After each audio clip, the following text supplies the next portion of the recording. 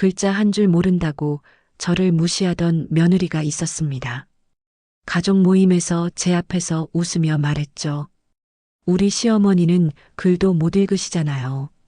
그날 저는 아무 말도 못했습니다. 하지만 6개월 후 그 며느리는 제 앞에서 무릎을 꿇었습니다. 어떻게 이런 일이 가능했을까요? 지금부터 제 이야기를 들려드리겠습니다. 저는 김말자입니다. 올해 79입니다. 제 인생에서 가장 부끄러웠던 건 글을 모른다는 사실이었습니다. 초등학교요. 한 번도 가본 적이 없습니다.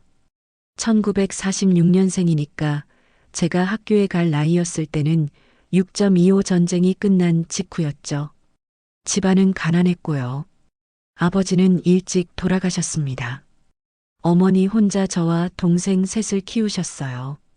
밥 먹고 사는 게 우선이었던 시절입니다. 학교는 사치였죠.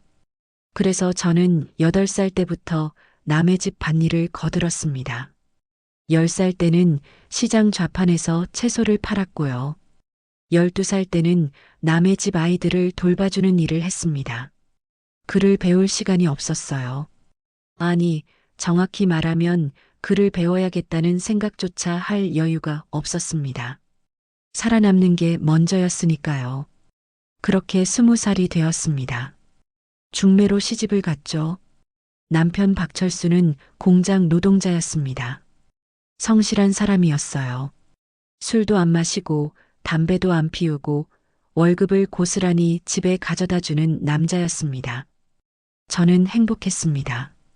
비록 그를 몰라도 남편이 있고 따뜻한 밥을 먹을 수 있다는 게 감사했어요. 그런데 문제가 생겼습니다. 결혼하고 3년 만에 남편이 공장 사고로 죽었습니다. 23의 나이에 과부가 됐죠. 뱃속에는 아들이 있었습니다. 박도현이었습니다. 저는 그때 결심했습니다. 이 아이만큼은 제대로 키우겠다고요. 학교도 보내고 대학도 보내고 사람 대접받으며 살게 하겠다고 다짐했습니다. 그래서 다시 시장으로 나갔습니다. 좌판을 펼치고 채소를 팔았어요.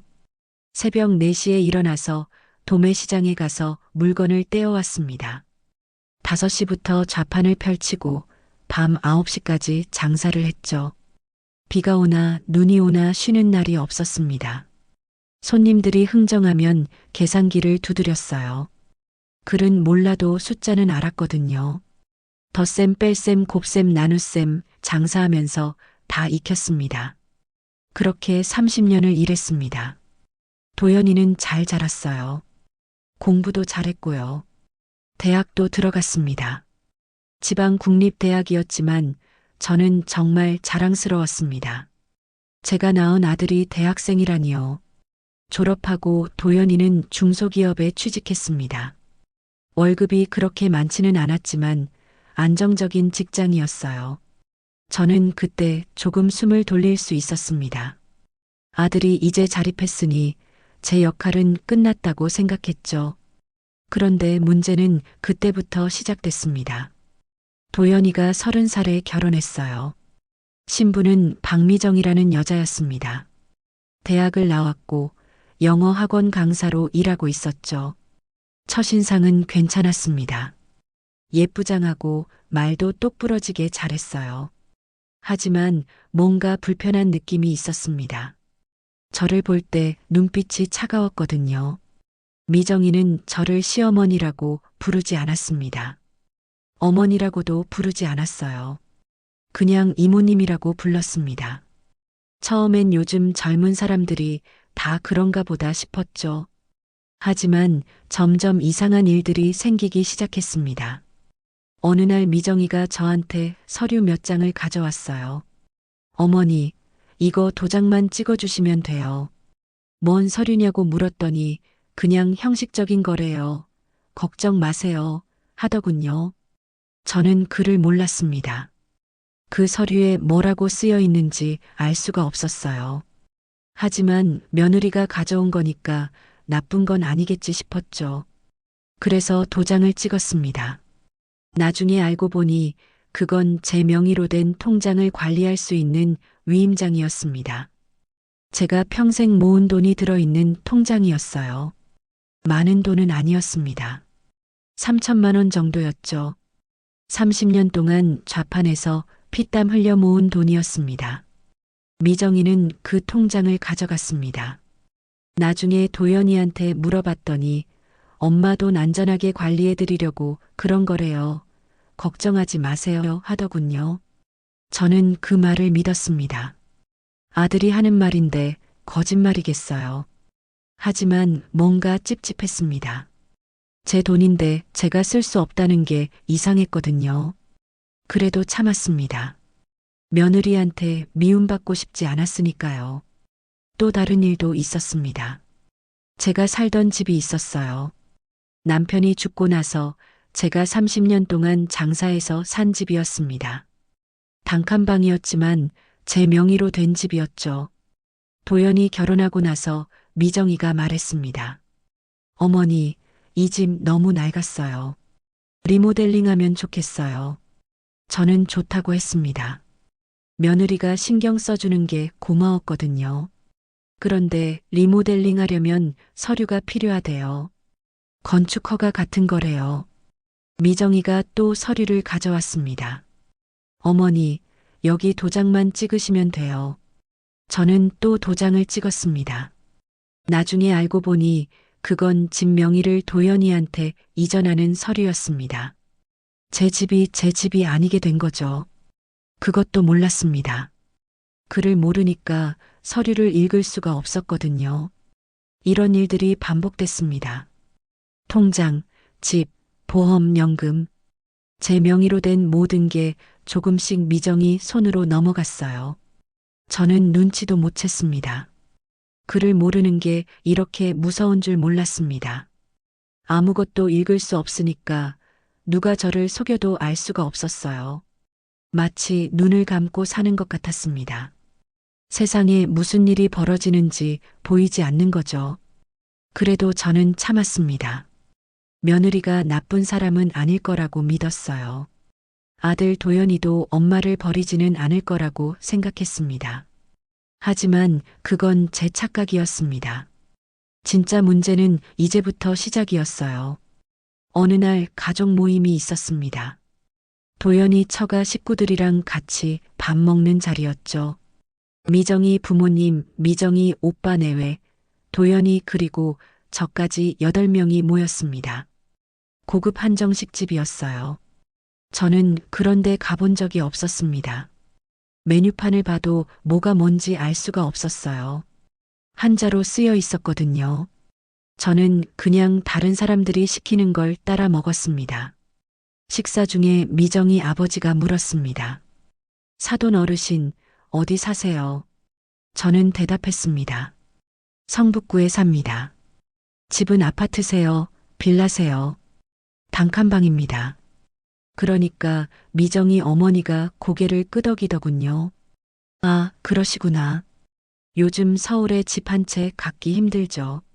저는 아무 말도 안 했습니다. 그런데 그때 미정이가 웃으면서 말했습니다. 우리 시어머니는 글도 못 읽으시잖아요. 그래서 계약서 같은 거 다 제가 대신 해드려요. 순간 식탁이 조용해졌습니다.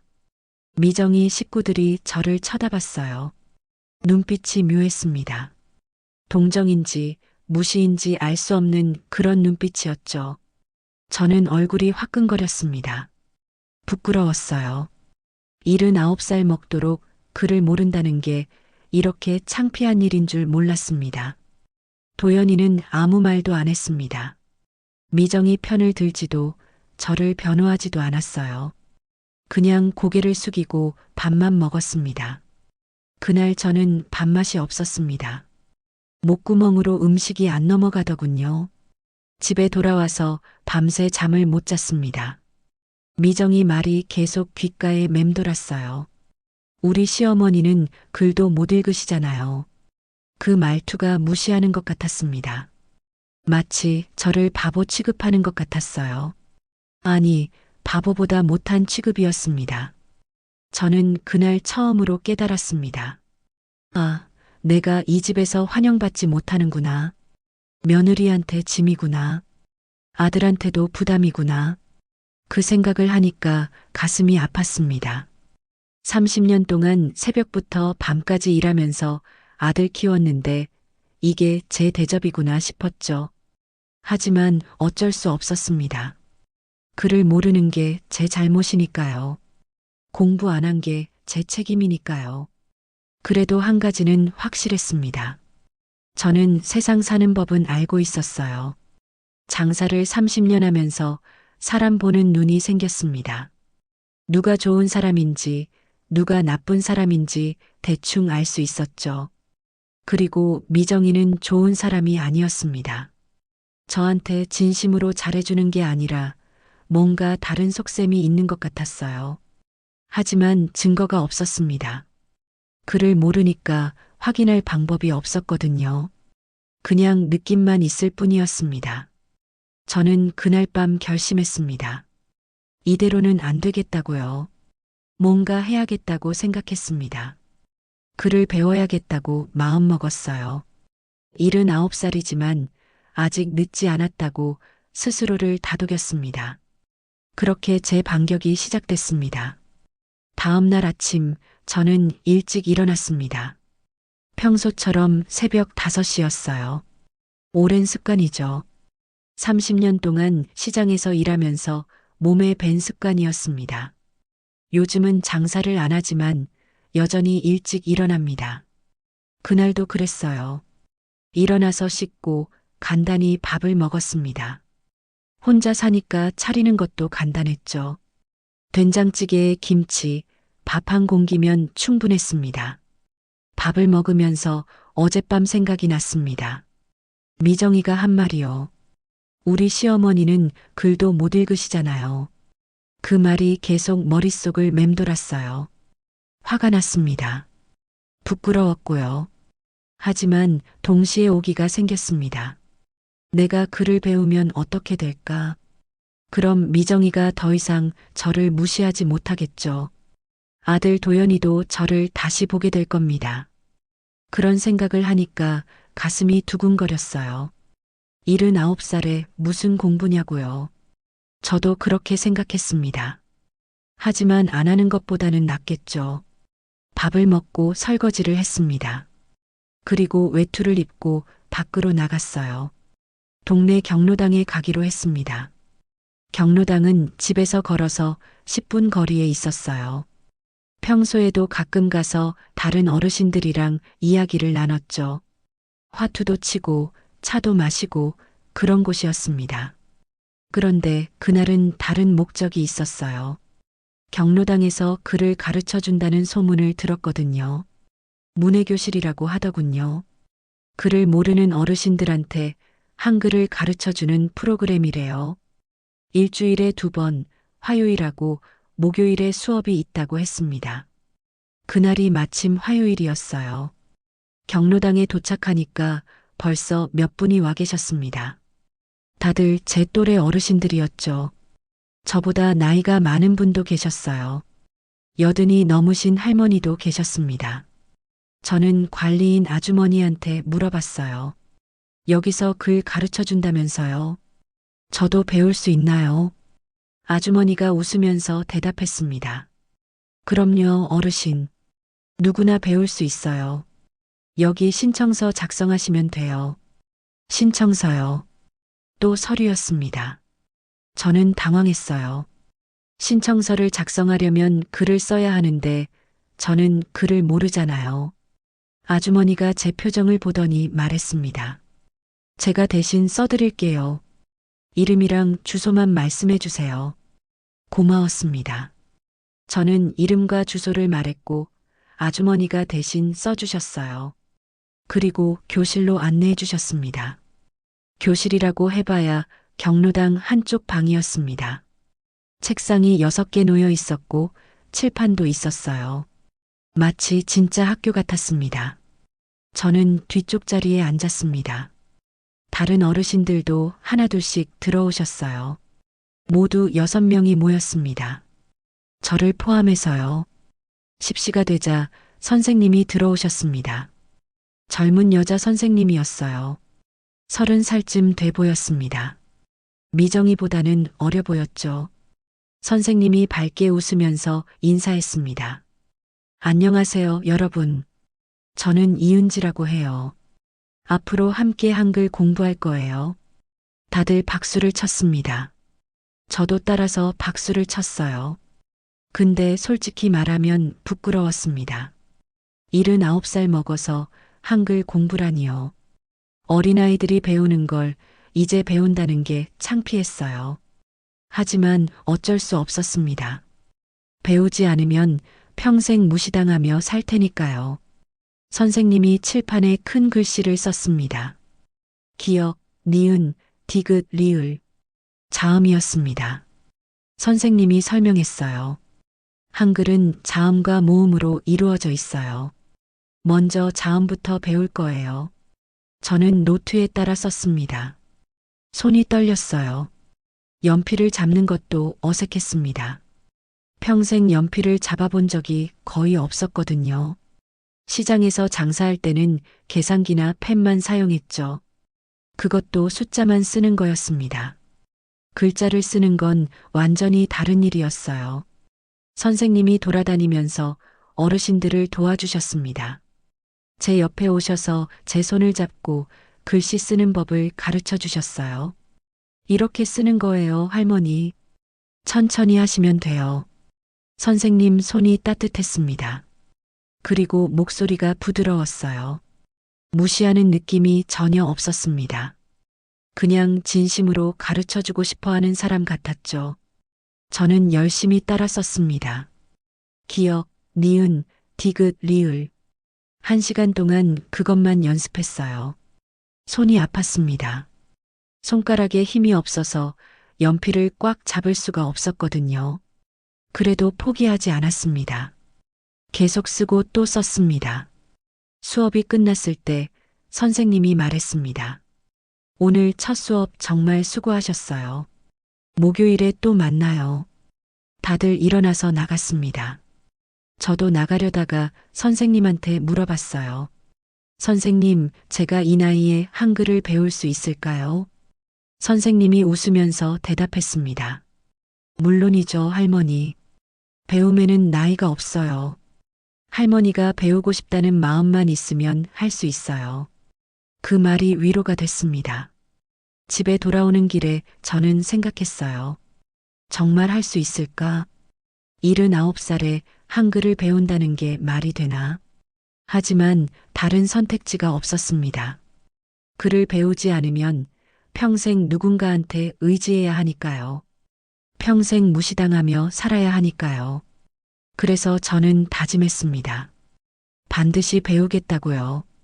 며느리 미정이가 더 이상 저를 함부로 대하지 못하게 만들겠다고요. 그날 저녁 도연이한테 전화가 왔습니다. 엄마, 저녁 드셨어요? 응, 먹었다. 오늘 뭐 하셨어요? 그냥 집에 있었다. 저는 거짓말을 했습니다. 경로당에서 글 공부한다는 말을 하고 싶지 않았거든요.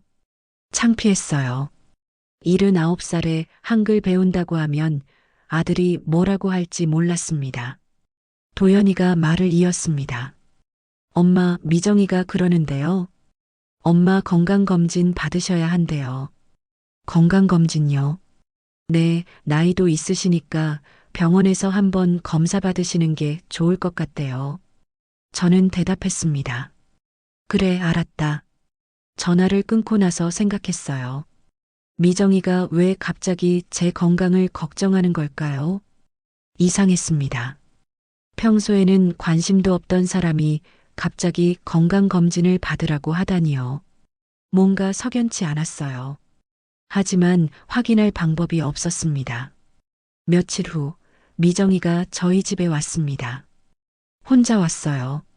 도연이는 회사에 간 시간이었죠. 미정이가 웃으면서 말했습니다. 어머니, 병원 예약했어요. 다음 주 월요일에 가시면 돼요. 그러면서 서류를 꺼냈습니다. 또 서류였어요. 어머니, 여기 동의서예요. 건강검진 받으려면 본인 동의가 필요하거든요. 여기 서명해 주세요. 저는 서류를 받아들었습니다. 글자가 빽빽하게 쓰여 있었어요. 저는 읽을 수가 없었습니다. 기역, 니은, 디귿, 리을 정도만 겨우 아는 수준이었거든요. 미정이가 재촉했습니다. 어머니, 빨리 서명해 주세요. 시간 없어요. 저는 펜을 들었습니다. 근데 뭔가 찝찝했어요. 이 서류가 정말 건강검진 동의서일까요? 아니면 다른 거일까요? 예전에도 미정이한테 속은 적이 있었거든요. 통장, 집, 보험, 다 서류에 도장 찍으면서 넘어간 거였습니다. 이번에도 그런 게 아닐까요? 저는 물어봤습니다. 미정아, 이게 정말 건강검진 동의서 맞니? 미정이가 짜증 섞인 목소리로 대답했습니다. 그럼요, 어머니. 제가 거짓말했어요. 빨리 서명하세요. 그 말투가 마음에 안 들었습니다. 무시하는 느낌이 들었거든요. 저는 말했습니다. 미안한데 나 이거 아들한테 보여주고 서명할게. 미정이 얼굴이 굳었습니다. 왜요? 못 믿으시는 거예요. 그게 아니라 중요한 서류니까 아들이 확인하는 게 맞잖니. 미정이가 한숨을 쉬었습니다. 어머니, 우리 시어머니는 글도 못 읽으시잖아요. 그러니까 제가 대신 해드리는 거예요. 왜 이렇게 의심을 하세요? 또 그 말이었습니다. 우리 시어머니는 글도 못 읽으시잖아요. 그 말이 칼처럼 가슴에 박혔어요. 저는 참았습니다. 화를 내고 싶었지만 참았어요. 대신 단호하게 말했습니다. 미안하지만 나 이거 도연이한테 보여주고 서명할게. 그게 안 되면 서명 안 할래. 미정이가 서류를 확 낚아챘습니다. 그러세요. 어차피 필요 없어요. 그러고는 나가버렸어요. 문을 쾅 닫고 나가더군요. 저는 혼자 앉아서 생각했습니다. 뭔가 잘못됐어요. 분명히 저한테 숨기는 게 있습니다. 그 서류가 건강검진 동의서가 아닐 거예요. 다른 거였을 겁니다. 아마도 돈이나 재산과 관련된 서류였겠죠. 저는 그날 더욱 확신했습니다. 글을 배워야겠다고요. 이대로는 안 되겠다고요. 미정이한테 계속 당할 수는 없었습니다. 그날 밤 저는 노트를 꺼냈습니다. 경로당에서 배운 걸 복습했어요. 기역, 니은, 디귿, 리을. 천천히 썼습니다. 손이 떨렸지만 포기하지 않았어요. 한 글자 한 글자 정성스럽게 썼습니다. 1시간 동안 그것만 연습했어요. 그러다 보니까 조금씩 익숙해지더군요. 글씨도 조금씩 나아졌습니다. 처음보다는 훨씬 나아 보였어요. 저는 뿌듯했습니다. 79살에도 뭔가 배울 수 있다는 게 신기했거든요. 그날 밤 저는 꿈을 꿨습니다. 제가 책을 읽고 있는 꿈이었어요. 신문을 펼쳐놓고 기사를 읽고 있었습니다. 미정이가 옆에 있었어요. 제가 신문을 읽는 모습을 보고 깜짝 놀라더군요. 어머니, 언제 글을 배우셨어요? 저는 웃으면서 대답했습니다. 너한테 당하지 않으려고 배웠지. 그 꿈을 꾸고 깼을 때 저는 웃고 있었습니다. 꿈이지만 기분이 좋았어요.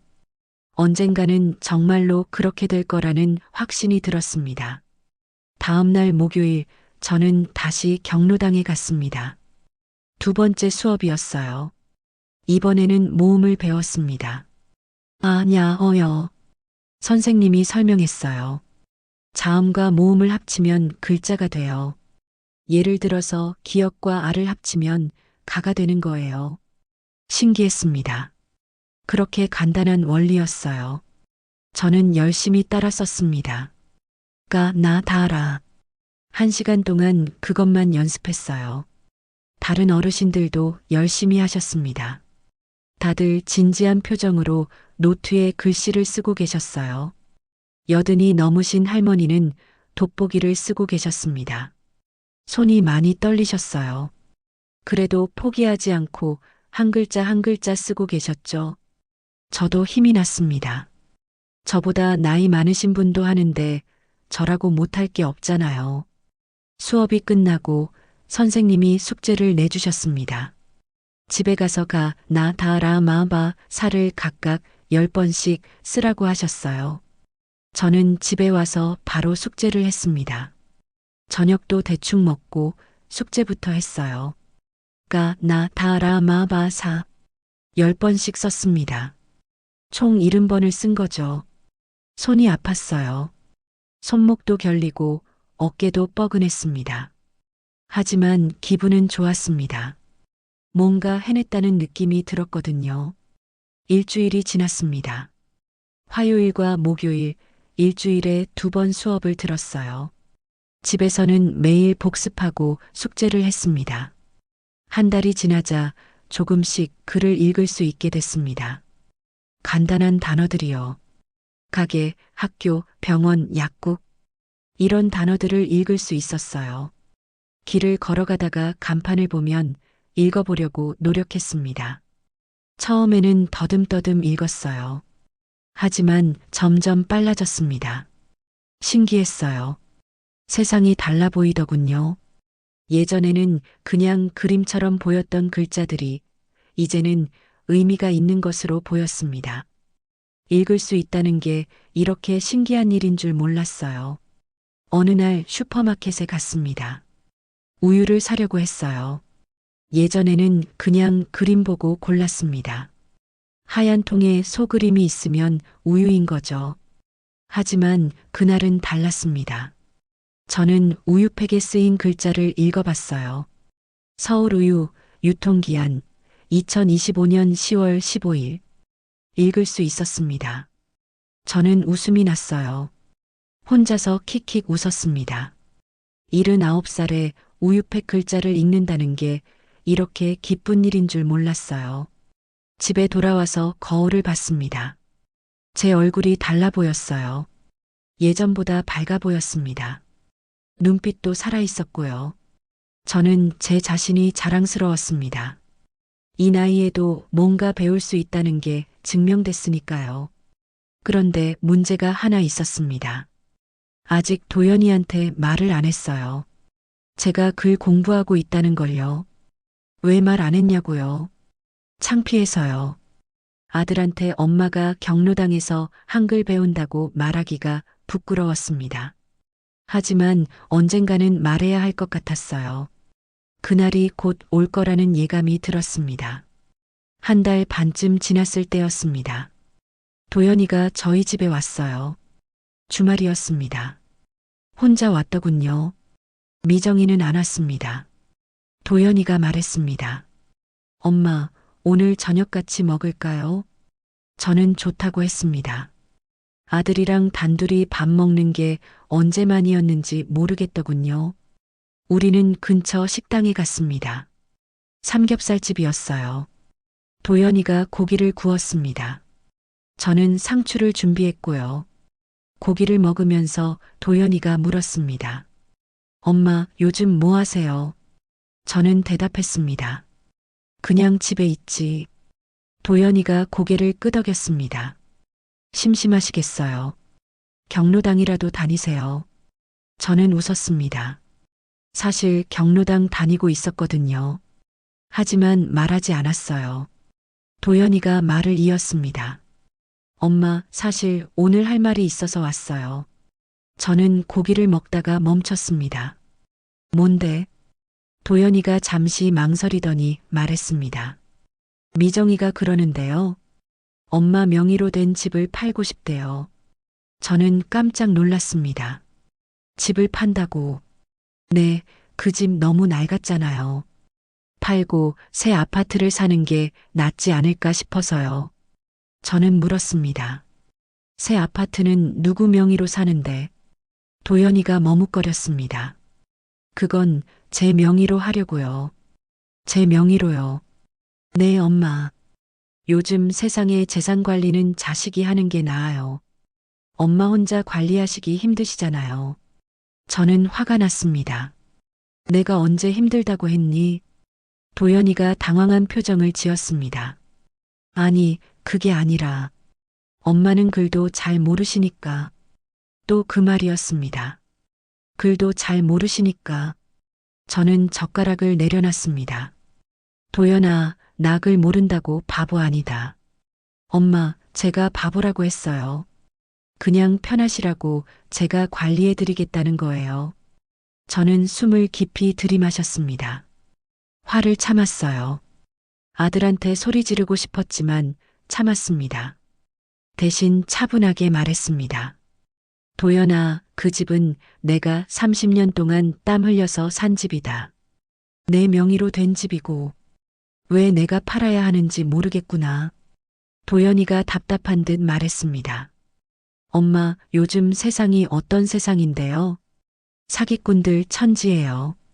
엄마 같은 분들 타깃으로 하는 사기꾼들 많아요. 차라리 제가 관리하는 게 안전해요. 저는 웃었습니다. 비웃음이었죠. 그래, 사기꾼이 밖에만 있나? 집 안에도 있을 수 있지. 도연이 얼굴이 굳었습니다. 엄마, 무슨 말씀이세요? 아무 말 아니다. 그냥 혼잣말이다. 분위기가 이상해졌습니다. 도연이는 더 이상 말하지 않았어요. 저도 입을 다물었고요. 우리는 침묵 속에서 밥을 먹었습니다. 고기 맛이 안 났습니다. 입에서 씹히기만 했어요. 삼키기가 힘들었습니다. 식사를 마치고 나왔을 때 도연이가 말했습니다. 엄마, 한 번만 더 생각해 보세요. 집 파는 거요. 저는 고개를 저었습니다. 안 판다. 그 집은 내 집이다. 도연이가 한숨을 쉬었습니다. 엄마 참 고집세시네요. 그러고는 먼저 가버렸어요. 저를 집까지 데려다 주지도 않았습니다. 혼자 차를 타고 가더군요. 저는 버스를 타고 집에 왔습니다. 버스 안에서 눈물이 났어요. 참으려고 했는데 눈물이 흘러내렸습니다. 제가 낳은 아들이 저를 이렇게 대하다니요. 30년 동안 새벽부터 밤까지 일하면서 키운 아들인데요. 대학까지 보낸 아들인데요. 그 아들이 저를 이렇게 무시하다니요. 가슴이 너무 아팠습니다. 집에 도착해서 문을 열고 들어갔어요. 불을 켰습니다. 텅 빈 집이었죠. 혼자 사는 집은 항상 이렇게 쓸쓸합니다. 저는 소파에 앉아서 한참을 울었습니다. 소리내서 울었어요. 아무도 없으니까요. 누가 들을까 걱정할 필요도 없었습니다. 그냥 마음껏 울었습니다. 한참을 울고 나니까 조금 나아졌습니다. 저는 눈물을 닦고 일어났어요. 부엌에 가서 물을 마셨습니다. 그리고 노트를 꺼냈습니다. 경로당에서 쓰는 공책이었어요. 오늘 배운 걸 복습하려고 했습니다. 하지만 글씨가 잘 안 써졌어요. 손이 떨렸거든요. 감정이 가라앉지 않아서 그랬나 봅니다. 저는 노트를 덮었습니다. 대신 TV를 켰어요. 뉴스가 나왔습니다. 아나운서가 뭐라고 말하고 있었는데 귀에 안 들어왔습니다. 화면 아래에 자막이 흘러갔어요. 예전에는 그냥 그림처럼 보였던 자막이었습니다. 하지만 이제는 조금씩 읽을 수 있었어요. 느리지만 읽을 수 있었습니다. 경제, 뉴스, 오늘. 이런 단어들이 보였습니다. 저는 집중해서 자막을 읽어봤어요. 오늘의 주요 뉴스입니다. 천천히 읽었습니다. 한 글자 한 글자 읽었어요. 다 읽고 나니까 뿌듯했습니다. 제가 뉴스 자막을 읽다니요. 79살에 처음으로 뉴스 자막을 읽었습니다. 저는 웃었습니다. 조금 전까지 울고 있었는데 이제는 웃고 있었어요. 기분이 이상했습니다. 슬프기도 하고 기쁘기도 하고 복잡했어요. 하지만 한 가지는 확실했습니다. 저는 포기하지 않을 겁니다. 아들이 저를 무시해도 며느리가 저를 깔봐도 저는 계속 배울 겁니다. 글을 배워서 세상을 제대로 볼 겁니다. 더 이상 속지 않을 겁니다. 그날 밤 저는 다짐했습니다. 반드시 성공하겠다고요. 다음 날 일요일 저는 혼자 산책을 나갔습니다. 동네 공원이었어요. 날씨가 좋았습니다. 가을이었거든요. 단풍이 들기 시작했습니다. 나무잎이 빨갛고 노랗게 물들어 있었어요. 공원 벤치에 앉아서 사람들을 구경했습니다. 젊은 부부가 유모차를 밀고 산책하고 있었어요. 아이들은 놀이터에서 뛰어놀고 있었고요. 할아버지들은 바둑을 두고 계셨습니다. 평화로운 풍경이었습니다. 저도 저렇게 평화롭게 살고 싶었어요. 아들, 며느리랑 사이좋게 지내고 싶었습니다. 하지만 현실은 그렇지 않았죠. 벤치에 앉아 있는데 누군가 옆에 앉았습니다. 돌아보니 같은 경로당 다니시는 할머니였어요. 박순덕 할머니였습니다. 저보다 2살 많으신 81살이셨죠. 순덕 할머니가 웃으면서 말했습니다. 말자씨, 여기서 뭐해요? 그냥 산책하고 있어요. 나도 산책 나왔어요. 같이 걸을까요? 저는 좋다고 했습니다. 우리는 공원을 천천히 걸었어요. 순덕 할머니가 물었습니다. 요즘 글 공부 어때요? 재밌어요. 어려운데 재밌어요. 나도 그래요. 이 나이에 배우는 게 쉽지는 않은데 그래도 하다 보면 재밌더라고요. 저는 고개를 끄덕였습니다. 순덕 할머니가 말을 이었습니다. 있잖아요, 말자씨.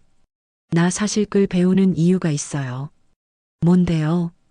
내 자식들한테 편지 쓰고 싶어서요.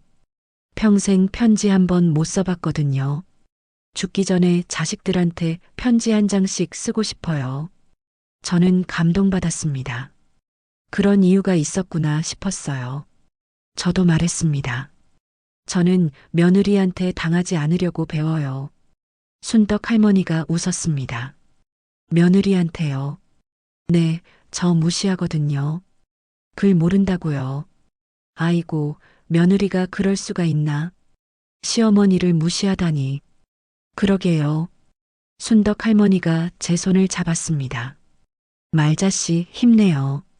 우리 열심히 배워서 당당하게 삽시다. 네, 그럴게요. 우리는 한참을 걸었습니다. 이야기도 많이 했어요.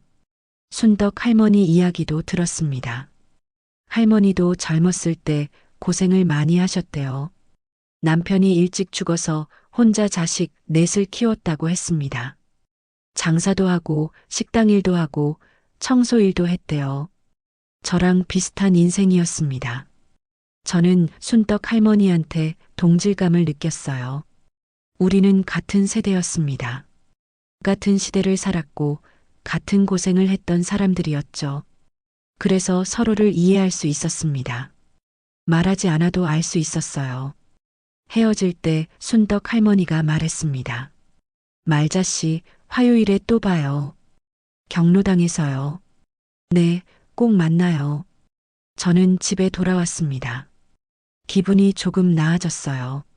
순덕 할머니랑 이야기하면서 위로를 받았거든요. 저 혼자만 힘든 게 아니구나 싶었습니다. 다른 사람들도 다 힘들게 살고 있구나 생각했어요. 그날 저녁 저는 노트를 펼쳤습니다.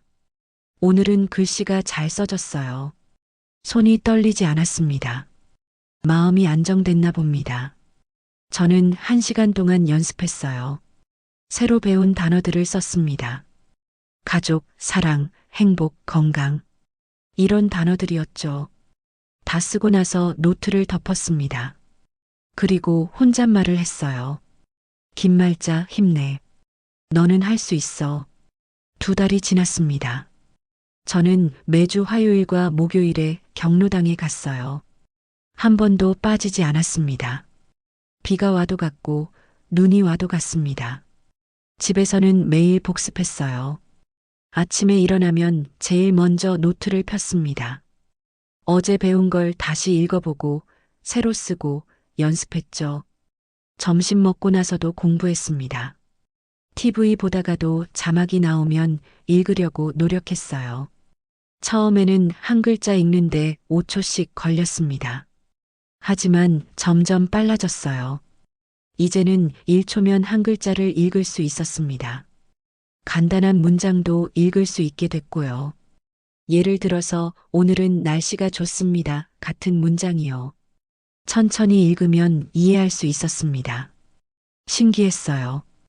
79살에 이런 걸 배우다니요. 선생님 은지 씨도 제 발전에 놀라워했습니다.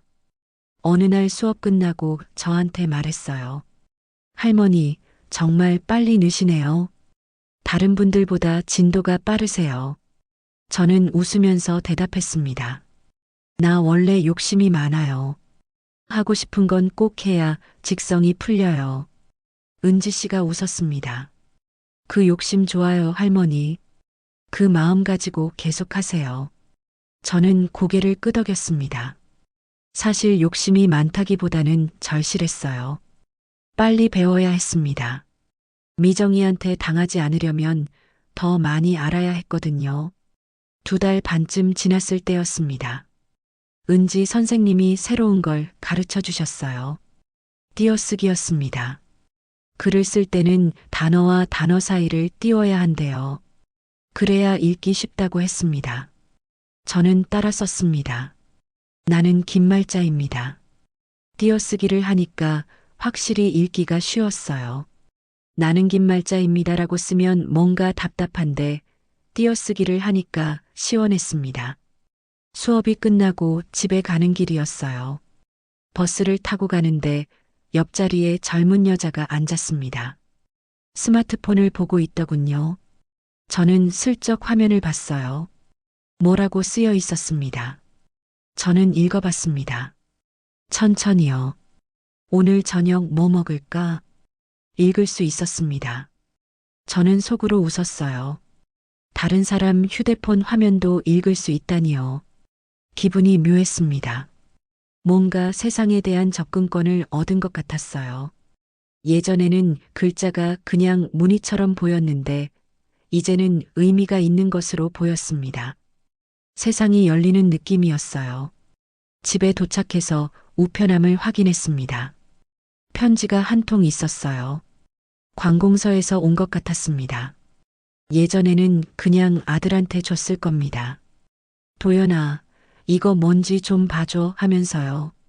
하지만 이번에는 달랐습니다. 저는 편지를 펼쳤어요. 천천히 읽어봤습니다. 건강검진 안내문이었습니다. 국가에서 제공하는 무료 건강검진이래요. 날짜가 적혀 있었습니다. 2025년 10월 20일. 저는 달력을 봤어요. 이틀 후였습니다. 저는 혼자서 이 편지를 읽고 내용을 이해하고 날짜를 확인했습니다. 아무한테도 물어보지 않고요. 저 혼자 힘으로 해낸 겁니다. 가슴이 벅찼어요. 눈물이 날 것 같았습니다. 이게 이렇게 대단한 일인 줄 몰랐어요. 편지 한 통 읽는 게 이렇게 감격스러운 일인 줄 몰랐습니다. 저는 그 편지를 조심스럽게 접어서 서랍에 넣었어요. 첫 번째로 혼자 읽은 편지니까 간직하고 싶었습니다. 그날 저녁 도연이한테 전화가 왔습니다. 엄마, 저예요. 응, 뭐니? 건강검진 받으셨어요. 아, 아직 안 받았어. 이틀 후에 가려고. 도연이가 놀란 듯 물었습니다. 엄마가 어떻게 알았어요? 편지 왔잖니? 읽어봤지. 전화 너머로 침묵이 흘렀습니다. 도연이가 조심스럽게 물었어요. 엄마, 편지를 읽으셨다고요? 응, 읽었어. 왜? 아니, 엄마가 글을. 저는 웃었습니다. 나도 이제 글 좀 읽는다. 간단한 거는 읽을 수 있어. 도연이가 당황한 목소리로 말했습니다. 엄마, 언제 배우셨어요? 요즘 배우고 있어. 경로당에서요. 경로당에서요. 응, 거기서 글 가르쳐줘. 나 2달 넘게 다니고 있어. 도연이는 한동안 아무 말도 안 했습니다.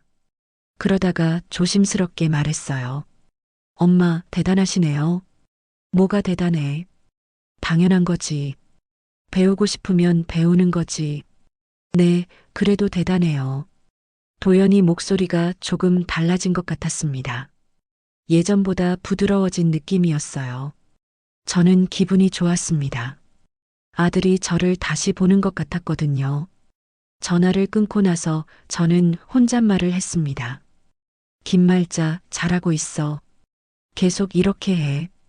그날 밤 저는 노트를 펼쳤습니다. 오늘 배운 걸 복습하려고 했어요. 그런데 문득 생각이 났습니다. 제 이름을 써보고 싶었어요. 저는 노트 맨 위에 썼습니다. 김말자, 세 글자였습니다. 처음으로 제 이름을 제 손으로 쓴 겁니다. 79년을 살면서 처음이었어요. 예전에는 도장만 찍었거든요. 서명할 일이 있으면 그냥 도장을 찍었습니다. 이름을 쓸 줄 몰랐으니까요. 하지만 이제는 달랐습니다. 저는 제 이름을 쓸 수 있었어요. 김말자. 천천히 또 썼습니다. 김말자. 여러 번 썼습니다. 한 페이지 가득 제 이름을 썼어요. 김말자, 김말자, 김말자. 다 쓰고 나서 노트를 바라봤습니다. 뿌듯했어요. 이게 제 이름이구나 싶었습니다. 79년 만에 제대로 인식한 거죠. 저는 노트를 덮고 불을 껐습니다. 침대에 누워서 천장을 바라봤어요. 앞으로 뭘 더 배울 수 있을까요? 어디까지 갈 수 있을까요? 궁금했습니다. 하지만 걱정되지는 않았어요. 저는 할 수 있다는 확신이 있었거든요. 나이는 숫자일 뿐이라고 생각했습니다. 배우고 싶다는 마음만 있으면 뭐든 할 수 있다고 믿었어요. 그렇게 저는 잠이 들었습니다. 다음 날 화요일, 저는 경로당에 갔습니다. 수업 시작 전에 순떡 할머니랑 이야기를 나눴어요. 순떡 할머니가 물었습니다. 말자 씨, 요즘 공부 잘 돼요? 네, 잘 돼요. 이제 편지도 읽을 수 있어요. 정말요? 대단하네요. 할머니는요? 나도 조금씩 늘고 있어요. 어제 손자 이름을 처음으로 써봤어요. 저는 박수를 쳤습니다. 대단하세요, 할머니. 순떡 할머니가 웃었습니다. 우리 정말 대단하죠. 이 나이에 글 배우는 거요. 맞아요. 우리 멋져요. 우리는 서로를 격려했습니다. 같은 목표를 가진 사람끼리 응원하니까 힘이 났어요. 수업이 시작됐습니다. 은지 선생님이 오늘은 특별한 걸 가르쳐 주신대요. 짧은 문장 쓰기였습니다. 선생님이 칠판에 예시를 썼어요.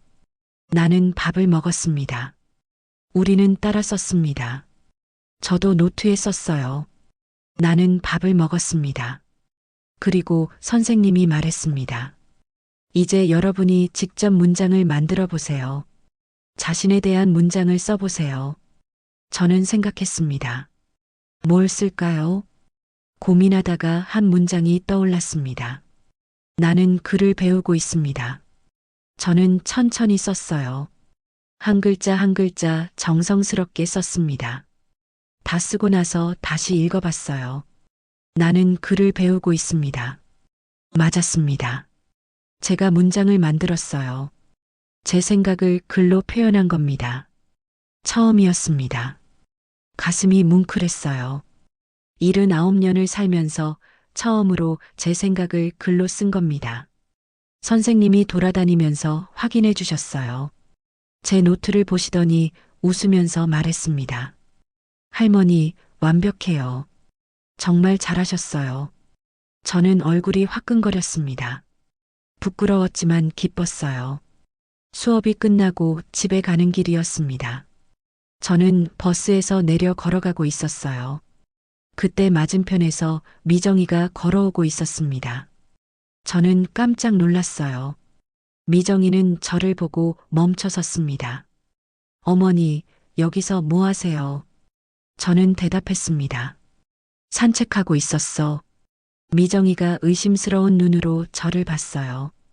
이쪽에는 오실 일이 없으신데요. 그냥 걷다 보니 여기까지 왔어. 미정이는 더 이상 묻지 않았습니다. 그냥 고개를 끄덕이고 지나갔어요. 저는 안도했습니다. 들킬 뻔했거든요. 아직 미정이한테 제가 글 배우는 걸 말하고 싶지 않았습니다. 때가 되면 말할 겁니다. 하지만 지금은 아니에요. 지금은 비밀로 하고 싶었어요. 집에 도착해서 저는 노트를 펼쳤습니다. 오늘 수업에서 쓴 문장을 다시 읽어봤어요. 나는 글을 배우고 있습니다. 그리고 그 아래에 새로운 문장을 썼습니다. 나는 강해지고 있습니다. 천천히 썼어요. 한 글자씩 정성스럽게 썼습니다. 다 쓰고 나서 읽어봤습니다. 나는 강해지고 있습니다. 맞았습니다. 저는 정말로 강해지고 있었어요. 글을 배우면서 자신감이 생겼습니다. 예전에는 작았던 제가 이제는 조금씩 커지고 있었어요. 그날 밤 저는 일기를 쓰기로 했습니다. 처음으로요. 79년 만에 처음으로 일기를 쓰는 겁니다. 저는 새 노트를 꺼냈어요.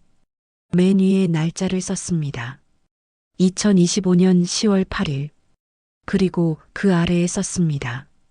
오늘 나는 문장을 만들었다. 처음으로 내 생각을 글로 썼다. 기뻤다. 앞으로도 계속 배울 것이다. 짧은 일기였습니다. 문법도 틀렸을 거예요. 띄어쓰기도 잘못됐을 겁니다. 하지만 상관없었어요. 제가 쓴 거니까요. 제 생각을 제 손으로 쓴 거니까요. 그게 중요했습니다. 저는 노트를 덮고 미소 지었습니다. 오늘은 정말 특별한 날이었어요. 제 인생에서 기억에 남을 날이었습니다. 저는 침대에 누워서 눈을 감았어요. 내일은 또 뭘 배울까요? 어떤 문장을 쓸 수 있을까요? 기대됐습니다. 앞으로가 기대됐어요. 저는 그렇게 잠이 들었습니다. 석 달째 접어들었습니다. 저는 이제 꽤 많은 글을 읽을 수 있었어요. 신문 기사도 천천히 읽으면 이해할 수 있었습니다. 물론 어려운 한자어나 영어는 아직 몰랐죠. 하지만 일상적인 한글은 대부분 읽을 수 있었어요. 그날은 목요일이었습니다. 경로당 수업을 마치고 집에 왔어요. 오후 3시쯤이었습니다. 현관문을 열고 들어가는데 안에서 목소리가 들렸습니다. 미정이 목소리였어요. 저는 깜짝 놀랐습니다. 미정이가 왜 여기 있는 거죠? 열쇠가 있나 봅니다. 저는 조용히 신발을 벗고 안으로 들어갔어요. 거실에 미정이가 있었습니다. 전화 통화를 하고 있더군요. 저를 못 봤나 봅니다. 미정이가 전화로 말하고 있었어요. 응, 괜찮아. 시어머니 지금 없어. 서류 가져왔어. 오늘 안에 처리하면 돼. 저는 뒤에서 가만히 들었습니다. 미정이가 계속 말했어요. 대출 얼마까지 가능하대. 집값이 2억이니까 1억 5천은 나올 거래. 그 돈으로 우리 카페 오픈하면 되잖아. 제 심장이 쿵 내려앉았습니다. 대출이요. 제 집을 담보로 대출을 받는다고요. 제가 모르게요. 미정이가 전화를 끊었습니다. 저는 나가서 다시 들어오는 척했어요. 현관문을 크게 열면서 말했습니다. 다녀왔습니다. 미정이가 깜짝 놀라 돌아봤습니다. 어머니. 언제 오셨어요? 방금 왔어. 너 여기 왜 있니? 아, 그냥 들렀어요. 어머니 혹시 집에 안 계실까 봐요. 그러면서 가방에서 서류를 꺼냈습니다. 어머니, 은행에서 나온 서류예요. 연금 관련 서류인데 도장만 찍어주시면 돼요. 저는 서류를 받았습니다. 예전 같았으면 그냥 도장을 찍었을 겁니다. 하지만 이제는 달랐어요. 저는 서류를 펼쳐서 읽기 시작했습니다. 천천히요. 한 글자씩 읽었습니다. 미정이가 초조한 듯 말했습니다. 어머니, 빨리 도장만 찍으세요. 시간 없어요. 저는 계속 읽었습니다. 근저당권 설정 계약서. 그 단어가 눈에 들어왔어요. 근저당권이요. 저는 잘 몰랐지만 좋은 단어는 아닌 것 같았습니다. 계속 읽어 내려갔습니다. 채무자 김말자, 채권자 하나은행, 담보물 서울시 성북구, 제 집 주소였습니다. 대출 금액 1억 5천만 원. 저는 서류를 내려놓았습니다. 미정이를 봤어요. 미정이 얼굴이 창백했습니다. 당황한 표정이었죠. 저는 조용히 물었습니다. 미정아, 이게 뭐니? 어머니한테 좋은 거예요. 연금 많이 받을 수 있어요. 저는 고개를 저었습니다. 아니야. 이건 대출 서류야. 내 집을 담보로 돈을 빌리는 서류지. 미정이가 당황해서 말을 더듬었습니다. 그게 아니라. 저는 차분하게 말했습니다. 나 글 읽을 줄 알아. 여기 다 쓰여 있어. 근저당권 설정, 채무자, 김말자, 대출 금액 1억 5천만 원. 이게 다 보여. 미정이 얼굴이 새하얗게 질렸습니다. 어머니, 저는 너 내 집으로 대출 받으려고 했지. 내 허락도 없이. 미정이가 급하게 말했습니다. 어머니를 위해서 그런 거예요. 그 돈으로 투자해서 더 많은 돈을 만들어 드리려고요. 저는 비웃었습니다. 투자요. 전화 통화 다 들었어. 너희 카페 오픈한다며. 미정이가 할 말을 잃었습니다. 입만 벙긋거렸어요. 저는 서류를 쭉쭉 찢었습니다. 한 장 한 장 천천히 찢었어요. 미정이가 소리쳤습니다. 어머니, 왜 그러세요? 너 같은 사람한테 내 집 넘겨줄 수 없어. 어머니, 저 잘못했어요. 한 번만 용서해 주세요. 저는 냉정하게 말했습니다. 나가. 지금 당장 나가. 미정이가 울먹였습니다. 어머니, 제발. 나가라고 했어. 미정이는 울면서 나갔습니다. 문을 쾅 닫고 나가더군요. 저는 그 자리에 주저앉았습니다. 다리에 힘이 풀렸어요. 온몸이 떨렸습니다. 방금 무슨 일이 있었던 건가요? 며느리가 저를 속이려 했던 겁니다. 제 집을 담보로 돈을 빌리려 했던 거예요. 제가 글을 모른다는 걸 이용해서요. 만약 제가 글을 배우지 않았다면 어땠을까요? 그냥 도장을 찍었을 겁니다. 그러면 제 집은 은행에 잡혔을 거고요. 돈을 못 갚으면 집을 잃었을 겁니다. 끔찍한 상상이었어요. 저는 손으로 얼굴을 감쌌습니다. 눈물이 났어요. 분노의 눈물이었습니다. 어떻게 이럴 수 있나요? 며느리가 어떻게 시어머니한테 이런 짓을 할 수 있나요? 한참을 울고 나서 저는 일어났습니다. 이대로 있을 수 없었어요. 뭔가 해야 했습니다. 저는 찢어진 서류를 주웠습니다. 조각조각 흩어진 종이를 모았어요. 그리고 봉투에 넣었습니다. 증거로 남겨두려고요. 그 다음 저는 전화기를 들었습니다. 도연이한테 전화했어요. 여보세요, 엄마. 도연아, 너 지금 어디니? 회사에 있는데요. 왜요? 집으로 와. 지금 당장. 무슨 일이에요, 엄마? 와서 얘기할게. 빨리 와. 전화를 끊었습니다. 저는 소파에 앉아서 기다렸어요. 1시간쯤 지나서 도연이가 왔습니다. 헐레벌떡 뛰어왔더군요. 엄마, 무슨 일이에요? 저는 찢어진 서류를 테이블 위에 쏟아놨습니다. 이게 뭔지 아니? 도연이가 조각들을 보더니 얼굴이 굳었습니다. 이게 대출 서류네요. 미정이가 가져왔어. 오늘 오후에 나한테 도장 찍으라고. 도연이가 당황해서 물었습니다. 그래서 찍으셨어요. 저는 고개를 저었습니다. 안 찍었어. 내가 읽어봤거든. 이게 대출 서류라는 걸 알았지. 도연이가 놀란 표로 저를 봤습니다. 엄마가 읽으셨다고요? 응, 내가 요즘 글 배우고 있잖니. 이 정도는 읽을 수 있어. 도연이는 서류 조각들을 다시 봤습니다. 그리고 한숨을 쉬었어요. 엄마, 죄송해요. 너 알고 있었니? 아니에요. 미정이가 이런 짓을 할 줄 몰랐어요. 정말이니? 정말이에요, 엄마. 저도 충격이에요. 도연이 목소리가 떨렸습니다. 진짜로 몰랐나 봅니다. 저는 한숨을 쉬었어요. 도연아, 나 이제 혼자 살고 싶어. 너희랑 떨어져서. 엄마, 그게 무슨 말씀이세요? 미정이 믿을 수가 없어. 너도 마찬가지고. 엄마, 저는 정말 몰랐어요. 하지만 너 미정이 편만 들잖니.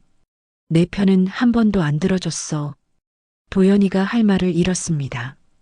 그냥 고개만 숙이고 있었어요. 저는 말을 이었습니다. 도연아, 나 이제 내가 알아서 살게. 너희 도움 필요 없어. 엄마, 내 집은 내가 지킬 거고, 내 돈도 내가 관리할 거야. 알겠니? 도연이가 고개를 끄덕였습니다. 네, 엄마. 알겠어요. 그리고 미정이한테 전해. 다신 내 앞에 나타나지 말라고. 도연이는 아무 말도 못했습니다. 그냥 울기만 했어요. 저는 마음이 아팠습니다. 제 아들이 우는 모습을 보니까요. 하지만 어쩔 수 없었어요. 저도 살아야 했으니까요. 도연이가 나가고 나서 저는 혼자 앉아 있었습니다. 집이 너무 조용했어요. 시계 소리만 똑딱똑딱 들렸습니다. 저는 생각했습니다. 이제 어떻게 해야 하나요? 그냥 이대로 끝낼 수 없었어요. 법적으로 뭔가 조치를 해야 할 것 같았습니다. 하지만 저는 법에 대해 아는 게 없었어요. 어디서 도움을 받아야 하나요? 그때 문득 생각났습니다. 경로당 은지 선생님이요. 선생님이 전에 말씀하신 적이 있었어요. 법률 상담이 필요하면 구청에 무료 법률 상담소가 있다고요. 저는 다음날 바로 구청에 갔습니다. 무료 법률 상담소를 찾아갔어요. 변호사님이 계셨습니다. 젊은 남자 변호사님이었어요. 저는 상황을 설명했습니다. 며느리가 제 집으로 대출을 받으려 했다고요. 제가 그를 모르는 걸 이용했다고요. 변호사님이 진지하게 들으시더니 말했습니다. 할머니, 이건 사기 시도예요. 형사 고소도 가능합니다. 고소까지 할 수 있나요? 네, 할머니 재산을 탈취하려 한 거니까요. 하지만 가족 간 일이라 조심스럽긴 하죠. 저는 고민했습니다. 고소를 해야 하나요? 며느리를 경찰에 신고해야 하나요? 하지만 변호사님이 다른 방법을 제안했습니다. 일단 예방 조치부터 하시죠. 할머니 집과 재산에 대한 보호 장치를 만드세요. 어떻게 해요? 등기부의 가등기나 근저당권 설정을 막는 조치를 할 수 있어요. 그리고 할머니 통장도 안전하게 관리하셔야 해요. 저는 고개를 끄덕였습니다. 변호사님이 친절하게 설명해 주셨어요. 필요한 서류가 뭔지, 어디를 가야 하는지 알려주셨습니다. 저는 메모했어요. 이제 글을 쓸 수 있었으니까요. 변호사님 말씀을 받아 적었습니다. 등기소, 은행, 주민센터, 가야 할 곳들을 적었어요. 상담이 끝나고 나왔을 때 저는 결심했습니다. 제 재산을 지키겠다고요. 더 이상 누구한테도 빼앗기지 않겠다고 다짐했습니다. 다음 주 월요일 저는 등기소에 갔습니다. 처음 가보는 곳이었어요. 서류가 복잡했습니다. 하지만 저는 천천히 읽었어요. 모르는 단어가 나오면 직원한테 물어봤습니다. 이게 무슨 뜻이에요? 직원이 친절하게 설명해 주셨어요. 저는 이해할 때까지 여러 번 물어봤습니다. 부끄럽지 않았어요. 모르면 배우는 게 당연한 거니까요. 서류를 다 작성하고 제출했습니다. 이제 제 집은 안전했어요. 미정이가 함부로 건드릴 수 없었습니다. 은행에도 갔습니다. 통장을 새로 만들었어요. 제 명의로, 제 관리로요. 비밀번호도 제가 정했습니다. 아무도 모르는 번호로요. 예전에 미정이한테 빼앗긴 통장은 해지했습니다. 저는 은행 직원한테 말했어요. 이 통장은 저만 관리할 겁니다. 다른 사람이 와도 절대 안 돼요. 은행 직원이 웃으면서 대답했습니다. 그럼요, 할머니. 본인 확인 없이는 절대 불가능해요. 저는 안심했습니다. 모든 일을 마치고 집에 왔을 때 저는 뿌듯했어요. 제 힘으로 해낸 겁니다. 글을 배웠기에 가능한 일이었어요. 만약 글을 몰랐다면 이 모든 걸 할 수 없었을 겁니다. 그날 저녁 순떡 할머니한테 전화가 왔습니다. 말자 씨, 괜찮아요. 소식 들었어요. 무슨 소식이요? 며느리 일 말이에요. 경로당에 소문났어요. 저는 한숨을 쉬었습니다. 벌써 소문이 났나 봅니다. 창피했어요. 하지만 순떡 할머니가 말했습니다. 말자 씨, 부끄러워하지 마세요. 잘못한 건 며느리예요. 말자 씨는 피해자라고요. 고마웠습니다. 순떡 할머니 말에 위로가 됐어요. 할머니가 말을 이었습니다. 그리고 말자 씨 정말 대단해요. 글 배워서 서류 읽고 직접 막았잖아요. 우리 경로당 사람들 다 칭찬하고 있어요.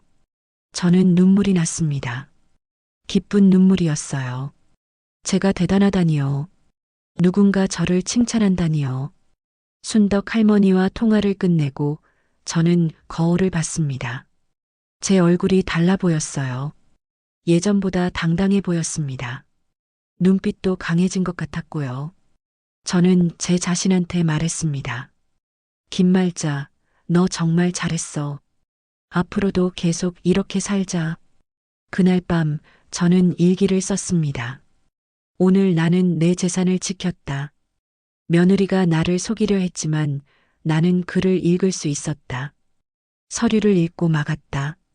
나는 더 이상 약하지 않다. 나는 강하다. 일기를 다 쓰고 노트를 덮었습니다. 저는 웃었어요.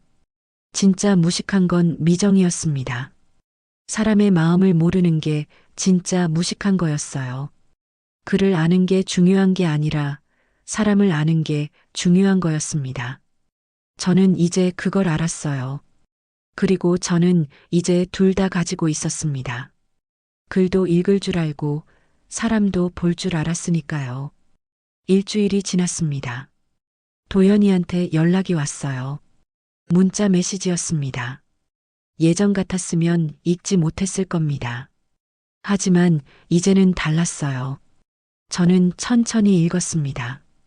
엄마, 미정이랑 이혼하려고 해요. 죄송해요.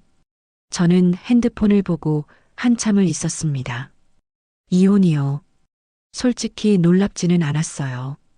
예상했던 일이었거든요. 미정이가 저한테 그런 짓을 했는데 도연이가 그냥 넘어갈 리 없었죠. 저는 답장을 보냈습니다. 천천히 타이핑했어요. 한글 자판이 익숙하지는 않았지만 할 수 있었습니다. 알았어. 내 결정을 존중한다. 보내기 버튼을 눌렀습니다. 제 인생에서 처음으로 보낸 문자 메시지였어요. 신기했습니다. 79살에 문자를 보내다니요. 며칠 후 미정이한테 전화가 왔습니다. 저는 받지 않았어요. 또 걸려왔습니다. 또 받지 않았어요.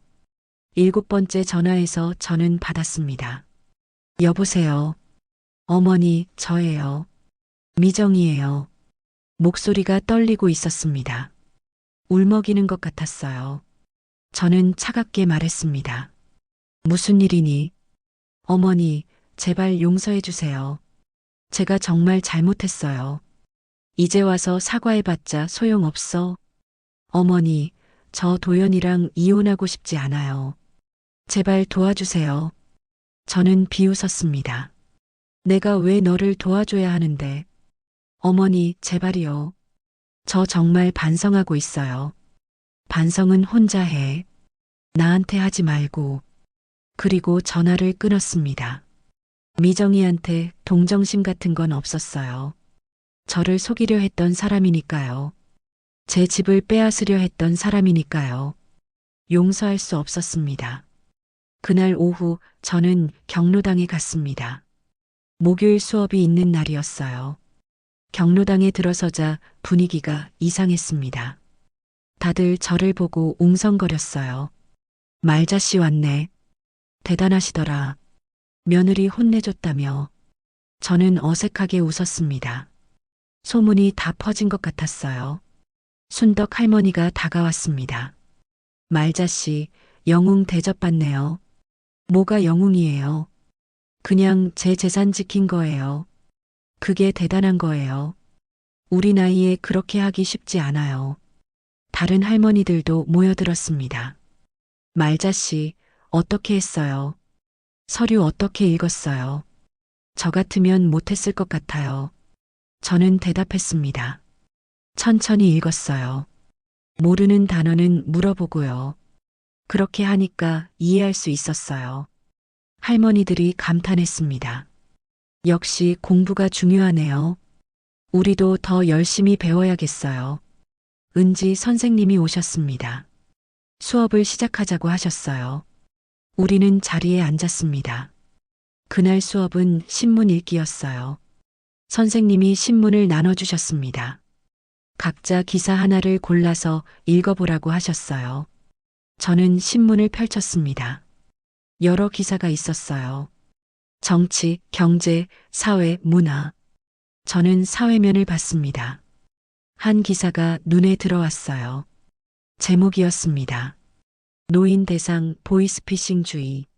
저는 그 기사를 읽기 시작했습니다. 천천히 한 줄씩 읽었어요. 최근 노인을 대상으로 한 보이스피싱 사기가 증가하고 있다. 특히 금융 지식이 부족한 고령자들이 피해를 입는 경우가 많다. 저는 고개를 끄덕였습니다. 맞는 말이었어요. 제가 당할 뻔했던 것도 비슷한 거였으니까요. 기사를 끝까지 읽었습니다. 10분쯤 걸렸어요.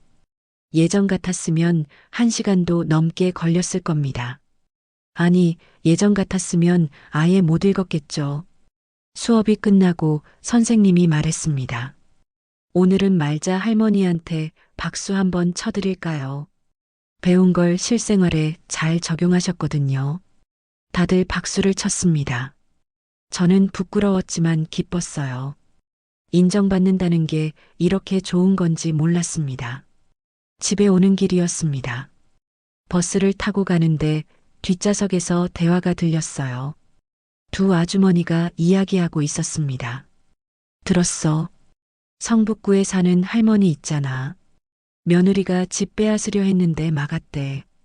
정말 어떻게 글 배워서 서류 읽고 막았대.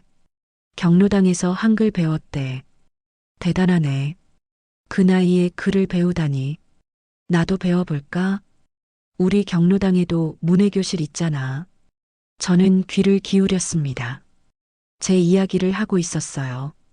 소문이 이렇게 퍼졌나 봅니다. 기분이 묘했습니다. 창피하기도 하고 뿌듯하기도 하고요. 집에 도착했습니다. 우편함을 확인했어요. 편지가 한 통 있었습니다. 법원에서 온 편지였어요. 저는 긴장했습니다. 법원이라니요. 무슨 일이죠? 조심스럽게 펼쳤습니다. 천천히 읽었어요. 사건 통지서, 고소인 박도현, 피고소인 박미정, 혐의 사기 미수. 저는 눈이 커졌습니다. 도연이가 미정이를 고소했나 봅니다. 사기 미수로요. 저는 계속 읽었습니다. 고소인의 배우자인 피고소인이 시어머니의 부동산을 담보로 무단 대출을 시도한 혐의로 고소됨. 조사 진행 중. 저는 편지를 내려놓았습니다. 손이 떨렸어요. 일이 이렇게까지 커질 줄 몰랐습니다. 법원까지 가게 됐네요. 저는 복잡한 심정이었어요. 미정이가 벌을 받는 건 당연하지만 이렇게 되니 마음이 편하지만은 않았습니다. 며칠 후 경찰서에서 연락이 왔습니다. 조사받으러 오라고 하더군요. 저는 경찰서에 갔습니다. 태어나서 처음 가보는 곳이었어요. 긴장됐습니다. 경찰관이 저를 조사실로 안내했습니다. 앉으라고 하더군요. 저는 의자에 앉았습니다. 경찰관이 물어봤습니다. 피해자 김말자 할머니 맞으시죠? 네, 맞습니다. 사건 경위를 말씀해 주세요. 저는 처음부터 설명했습니다. 미정이가 서류를 가져왔던 일, 제가 읽어봤던 일, 대출 서류라는 걸 알게 된 일, 다 말했어요. 경찰관이 메모하면서 들었습니다. 그리고 물어봤어요. 할머니, 서명이나 도장은 하셨나요? 아니요, 안 했습니다. 다행이네요. 만약 했으면 더 복잡해질 뻔했어요. 저는 고개를 끄덕였습니다. 정말 다행이었어요. 글을 배운 게 저를 구했습니다. 조사가 끝나고 나왔을 때 복도에서 미정이를 봤습니다. 미정이도 조사받으러 온 것 같았어요. 우리 눈이 마주쳤습니다. 미정이가 고개를 숙였어요. 저는 그냥 지나갔습니다. 할 말이 없었거든요. 경찰서를 나와서 버스 정류장으로 걸어갔습니다. 날씨가 좋았어요. 가을 하늘이 맑았습니다. 저는 하늘을 올려다봤어요. 구름이 천천히 흘러가고 있었습니다. 제 마음도 조금씩 가벼워지는 것 같았어요. 힘든 시간이었지만 이제 끝나가고 있었습니다. 그날 저녁 도연이가 찾아왔습니다. 현관벨을 눌렀어요. 저는 문을 열었습니다. 엄마, 들어와. 도연이가 들어왔습니다. 얼굴이 많이 수척해져 있었어요. 저는 차를 끓여줬습니다. 우리는 마주 앉았어요. 도연이가 먼저 말했습니다. 엄마, 죄송해요. 됐어. 정말 몰랐어요. 미정이가 그런 사람인 줄. 저는 차를 마셨습니다. 뜨거운 차가 목을 타고 내려갔어요. 도연이가 말을 이었습니다. 이혼 절차 진행 중이에요. 다음 달이면 끝날 것 같아요. 그래. 엄마, 앞으로 제가 잘할게요. 엄마 모시고 잘 살게요. 저는 고개를 저었습니다. 아니야. 너는 내 인생 살아. 나는 내가 알아서 살 테니까. 엄마, 나 이제 혼자서도 잘 살 수 있어. 글도 읽을 줄 알고 세상 사는 법도 알아. 도연이가 울먹였습니다. 엄마, 제가 정말 못났어요. 내가 못난 게 아니야. 그냥 세상이 원래 그런 거야. 도연이는 한참을 울었습니다. 저는 아들의 등을 토닥여줬어요. 괜찮다고, 다 지나갈 거라고 말했습니다. 도연이가 가고 나서 저는 혼자 앉아 있었습니다. 집이 조용했어요. 하지만 외롭지는 않았습니다. 저는 이제 혼자가 아니었거든요. 제 안에 힘이 있었으니까요. 글을 읽을 수 있고, 생각할 수 있고, 판단할 수 있는 힘이요. 저는 노트를 펼쳤습니다. 일기를 쓰려고요. 오늘의 일을 기록하고 싶었습니다. 오늘 경찰서에 다녀왔다. 조사를 받았다. 무섭지 않았다. 나는 떳떳했다. 잘못한 건 미정이니까. 도연이가 찾아왔다. 울고 갔다. 마음이 아팠지만 이게 맞는 일이다. 앞으로 나는 더 강해질 것이다. 일기를 다 쓰고 노트를 덮었습니다. 저는 창밖을 바라봤어요. 밤이 깊어가고 있었습니다. 별이 보였습니다. 반짝이고 있었어요. 저도 저렇게 반짝이고 싶었습니다. 어둠 속에서도 빛나는 별처럼요.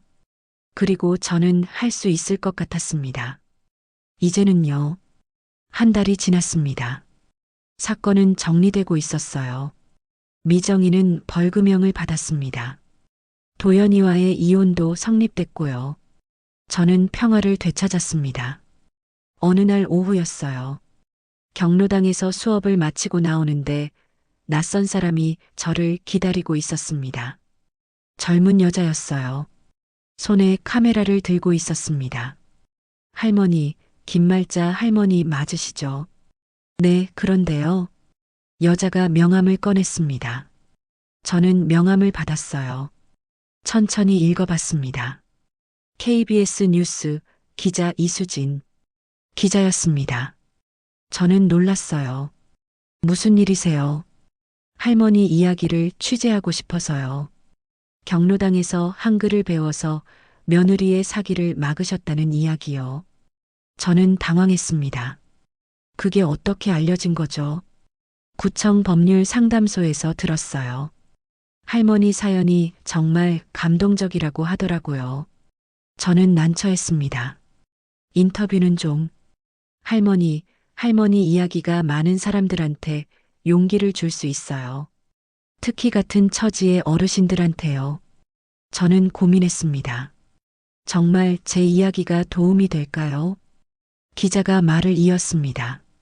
할머니처럼 늦게라도 글을 배우고 싶어 하는 어르신들이 많아요. 하지만 용기가 안 나서 시작을 못 하시거든요. 할머니 이야기를 들으면 용기를 낼 수 있을 거예요. 저는 천천히 고개를 끄덕였습니다. 그렇다면 해야겠죠. 정말요. 고맙습니다, 할머니. 기자는 저를 경로당 안으로 다시 안내했습니다. 카메라 감독도 함께 있었어요. 그들은 촬영 준비를 했습니다. 저는 의자에 앉았어요. 긴장됐습니다. 카메라 앞에 서본 게 처음이었거든요. 기자가 질문을 시작했습니다. 할머니, 언제부터 한글을 배우기 시작하셨어요? 석 달 전부터요. 경로당 문해교실에서요. 왜 배우고 싶으셨어요? 며느리한테 당하지 않으려고요. 저는 솔직하게 대답했습니다.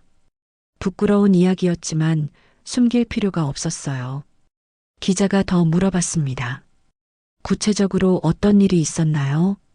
저는 처음부터 끝까지 설명했습니다. 미정이가 저를 무시했던 일, 서류를 가져왔던 일, 제가 글을 배워서 막았던 일, 다 말했어요. 카메라가 저를 찍고 있었습니다. 처음엔 불편했는데 이야기하다 보니 익숙해졌어요. 기자가 마지막으로 물었습니다. 할머니, 같은 처지의 어르신들한테 하고 싶은 말씀이 있으세요? 저는 잠시 생각했습니다. 그리고 말했어요. 배움에는 나이가 없습니다. 저도 79에 시작했어요. 처음엔 기역, 니은, 디귿도 몰랐어요. 하지만 지금은 신문도 읽고 편지도 쓸 수 있어요. 여러분도 할 수 있습니다. 용기만 내세요. 기자가 고개를 끄덕였습니다. 좋은 말씀 감사합니다, 할머니. 촬영이 끝났습니다. 기자와 감독이 장비를 정리했어요. 떠나기 전에 기자가 말했습니다. 이번 주 금요일 저녁 뉴스에 나갈 거예요. 꼭 보세요. 네, 볼게요. 그들이 가고 나서 저는 순떡 할머니한테 전화했습니다.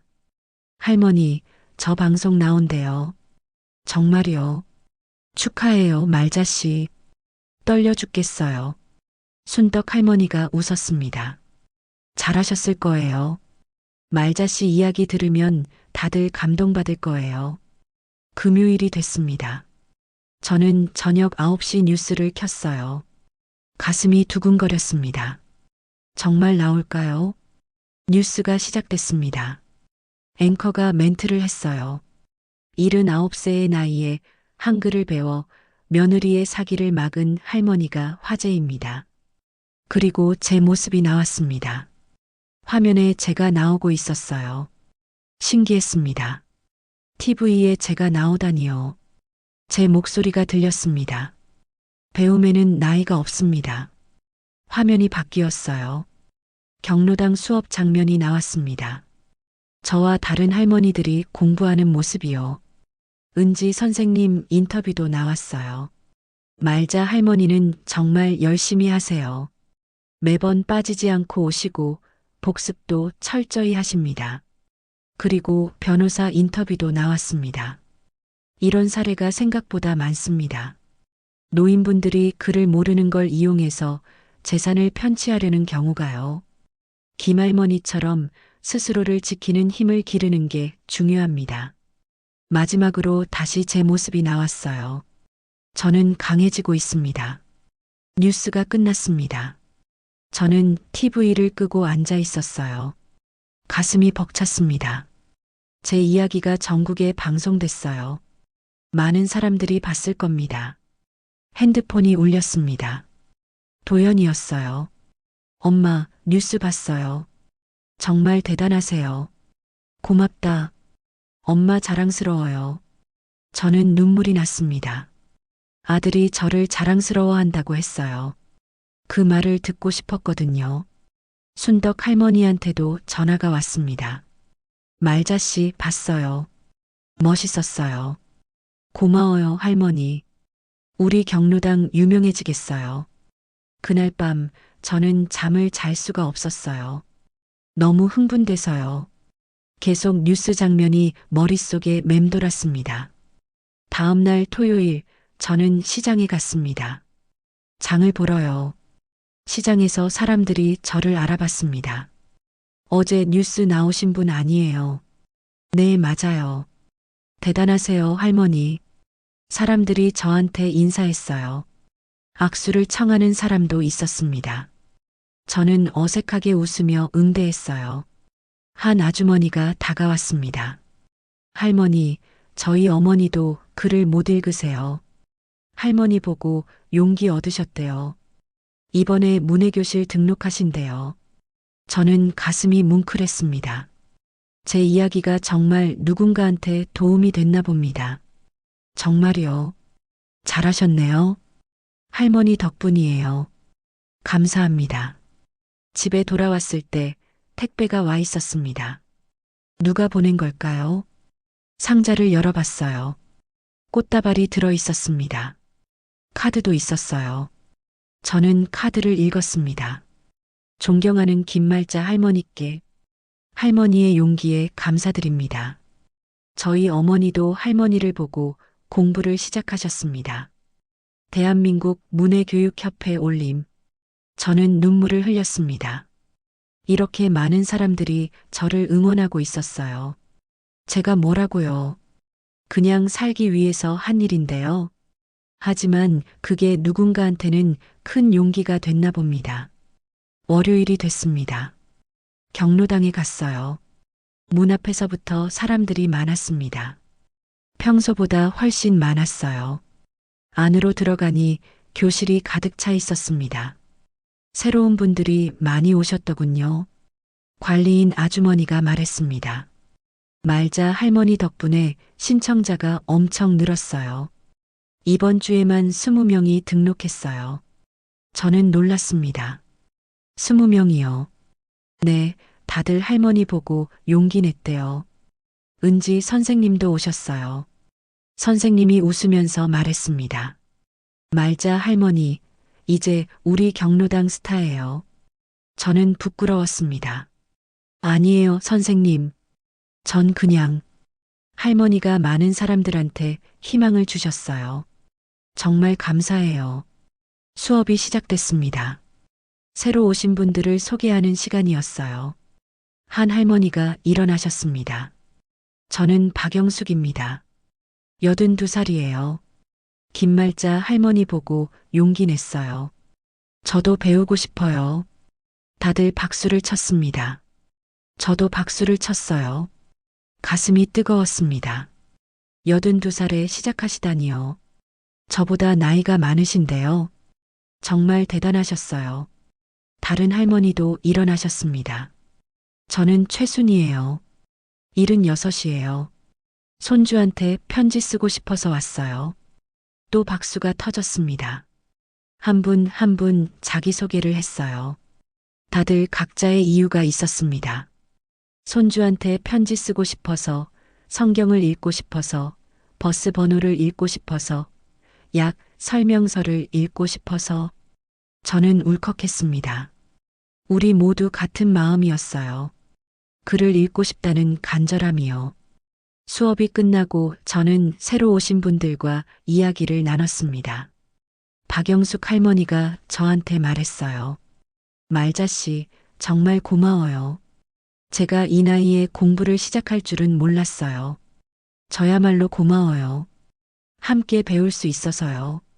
우리 열심히 해봅시다. 네, 같이 힘냅시다. 집에 오는 길이었습니다. 버스 안에서 저는 창밖을 바라봤어요. 가을이 깊어가고 있었습니다. 나뭇잎이 노랗게 물들어 있었어요. 아름다웠습니다. 저는 생각했습니다. 제 인생도 가을 같구나. 이제 겨울이 다가오고 있지만 여전히 아름다운 계절이구나. 그리고 저는 이 계절을 헛되이 보내지 않을 겁니다. 배우고 성장하고 다른 사람들을 도우면서 살 거예요. 그날 저녁 저는 일기를 썼습니다. 오늘 경로당에 새로운 분들이 많이 오셨다. 나 때문이라고 하셨다. 부끄럽지만 뿌듯하다. 내 이야기가 누군가한테 도움이 됐다니. 앞으로도 열심히 배우겠다. 그리고 다른 분들도 도와드리겠다. 일기를 다 쓰고 노트를 덮었습니다. 저는 거울을 봤어요. 제 얼굴이 환하게 빛나고 있었습니다. 행복해 보였어요. 정말 행복했습니다. 2달이 더 지났습니다. 계절은 완전히 겨울로 접어들었어요. 첫눈이 내렸습니다. 경로당 창문으로 눈이 내리는 게 보였어요. 아름다웠습니다. 저는 이제 꽤 많은 걸 읽고 쓸 수 있었습니다. 신문은 물론이고 책도 읽을 수 있었어요. 물론 어려운 책은 아니었습니다. 동화책이나 쉬운 소설 정도요. 하지만 그것만으로도 충분했어요. 제 세상이 넓어졌으니까요. 어느 토요일 오후였습니다. 집에서 책을 읽고 있는데 초인종이 울렸어요. 누구지 싶어서 문을 열었습니다. 젊은 여자가 서 있었어요. 20살쯤 돼 보였습니다. 누구세요? 여자가 눈물을 흘리며 말했습니다. 할머니, 저 지민이에요. 도연 아빠 딸이요. 저는 깜짝 놀랐습니다. 지민이요. 도연이 딸, 제 손녀였습니다.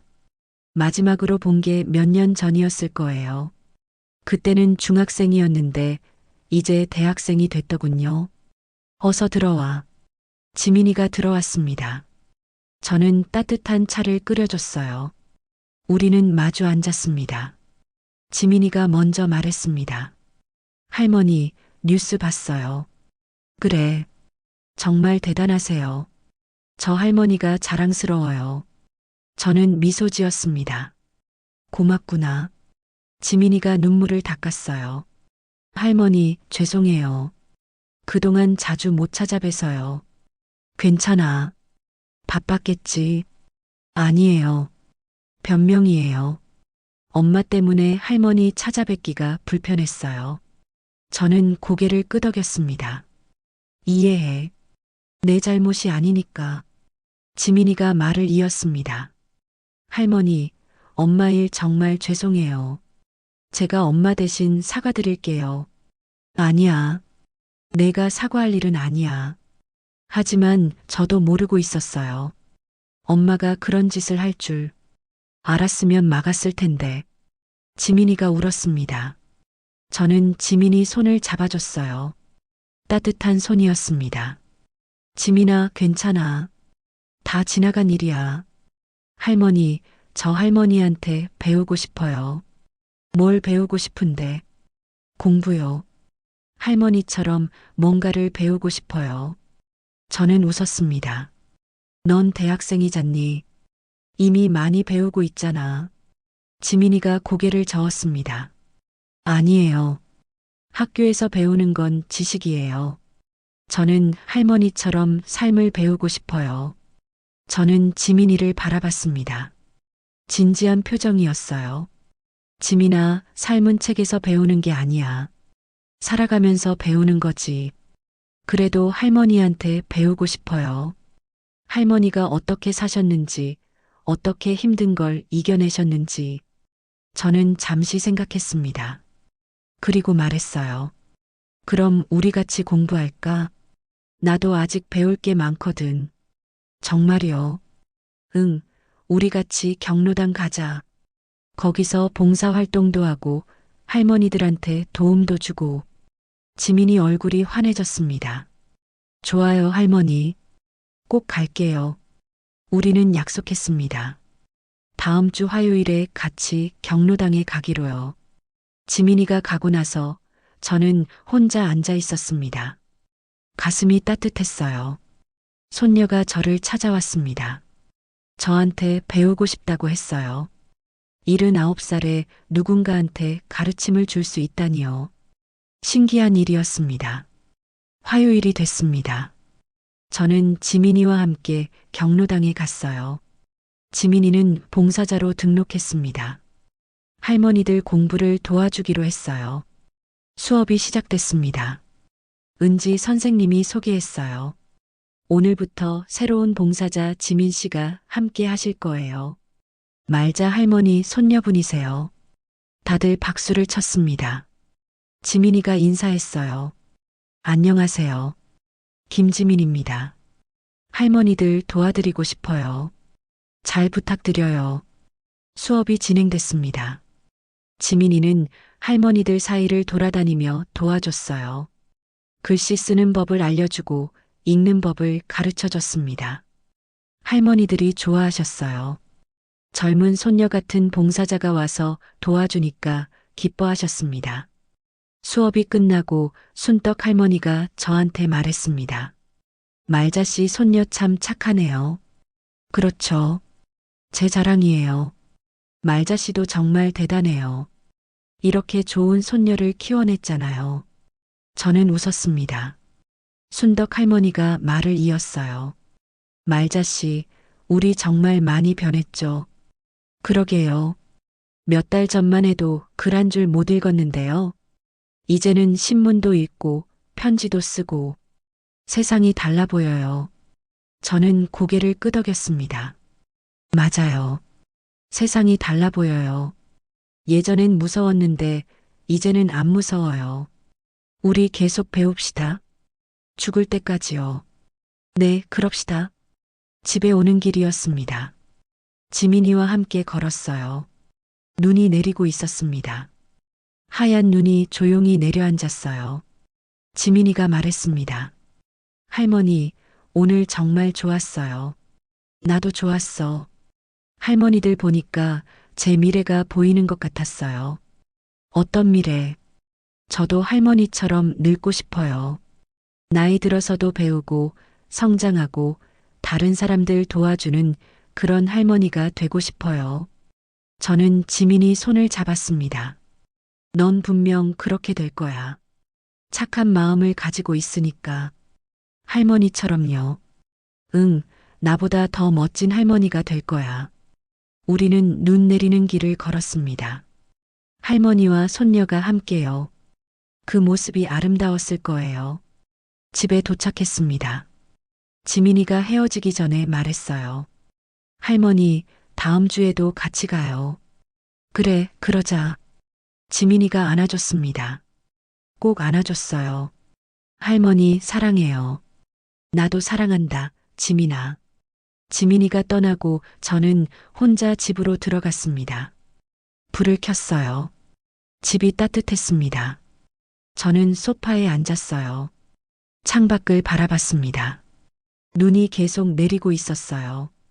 조용한 밤이었습니다. 저는 노트를 꺼냈습니다. 마지막 일기를 쓰기로 했어요. 천천히 펜을 들었습니다. 그리고 썼습니다.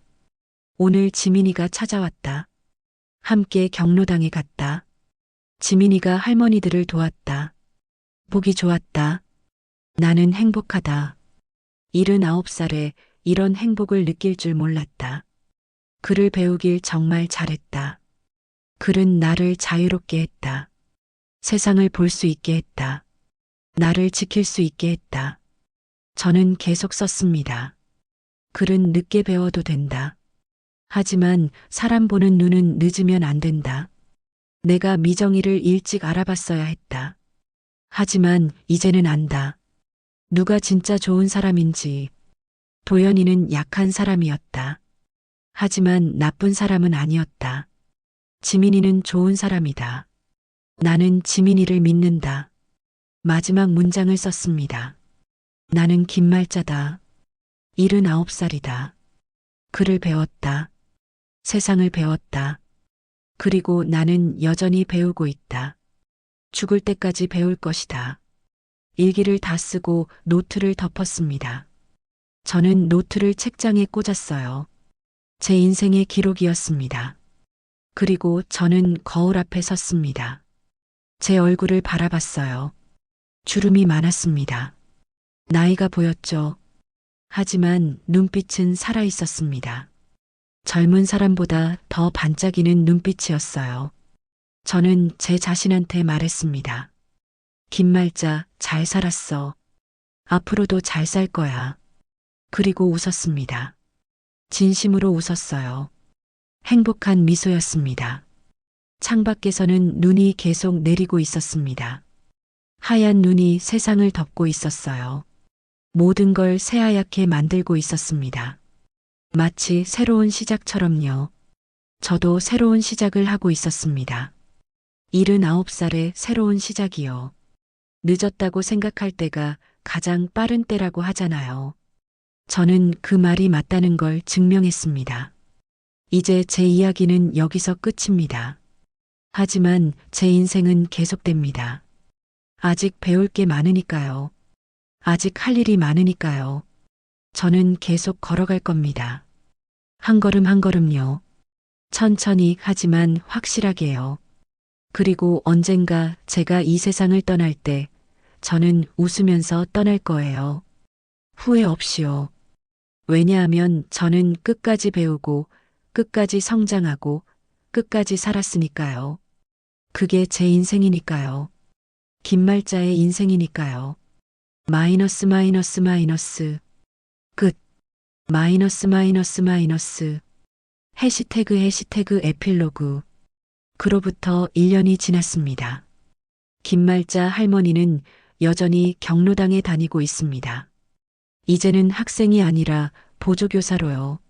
새로 오는 어르신들을 가르치고 있습니다. 손녀 지민이도 매주 함께 봉사활동을 하고 있습니다. 할머니와 손녀의 아름다운 이야기는 계속되고 있습니다. 도연이는 재혼하지 않고 혼자 살고 있습니다. 매주 어머니를 찾아뵙고 효도하려 노력하고 있습니다. 미정이는 벌금을 내고 사회봉사 명령을 받았습니다. 지금은 요양원에서 봉사활동을 하며 반성하고 있다고 합니다. 김말자 할머니의 이야기는 여러 언론에 소개되었고 많은 어르신들이 용기를 얻어 문해교실에 등록했습니다. 전국의 경로당에서 문해교육을 신청하는 어르신들이 3배 이상 늘었다고 합니다. 어느 추운 겨울날 김말자 할머니는 손녀 지민이와 함께 서점에 갔습니다. 처음으로 책을 사러 간 거였죠. 할머니는 여러 책을 둘러보다가 한 권을 집어들었습니다. 표지를 천천히 읽었어요. 늦어도 괜찮아. 제목이었습니다. 할머니는 그 책을 샀습니다. 집에 와서 첫 페이지를 펼쳤어요. 그리고 천천히 한 글자 한 글자 읽기 시작했습니다. 창밖에는 눈이 내리고 있었습니다. 하지만 할머니 마음속은 따뜻한 봄날 같았습니다. 배움의 봄이었으니까요. 그 봄은 영원히 계속될 것입니다. 김말자 할머니가 살아있는 한, 그리고 그 할머니를 따르는 모든 분들이 살아있는 한,